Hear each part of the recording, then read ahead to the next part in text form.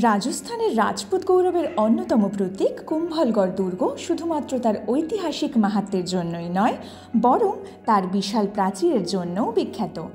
অনেকেই জানেন না যে চীনের গ্রেট ওয়ালের পর এটি বিশ্বের দ্বিতীয় বৃহত্তম প্রাচীর।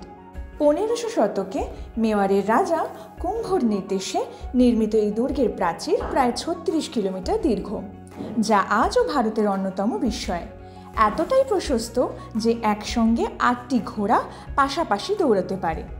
প্রতিরক্ষার জন্যই এই বিশাল দেওয়াল তৈরি করা হয়েছিল, যার মধ্যে বহু গোপন পথ ও সুউচ্চ টাওয়ার আছে, যা শত্রুদের নজরদারি করতে সাহায্য করত।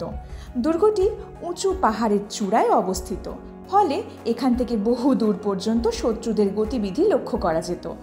অতীতে বহু আক্রমণের মুখোমুখি হলেও এই দুর্গ কখনো সহজে পরাজিত হয়নি, যার ফলে এটি মেওয়ারের বীরত্বের এক অমর নিদর্শন হয়ে রয়েছে।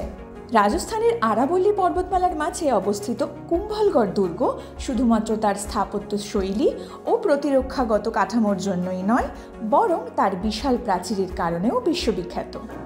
দুর্গটি 3600 ফুট উচ্চতায় অবস্থিত, ফলে এখান থেকে শত্রুদের গতিবিধি সহজেই নজরদারি করা সম্ভব ছিল।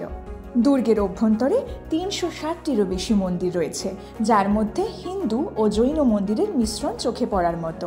ইতিহাস বলে মহারানা প্রতাপ এই দুর্গেই জন্মগ্রহণ করেছিলেন এবং বহু সময় ধরে এটি মেওয়ার রাজ্যের প্রতিরক্ষার অন্যতম কেন্দ্র ছিল।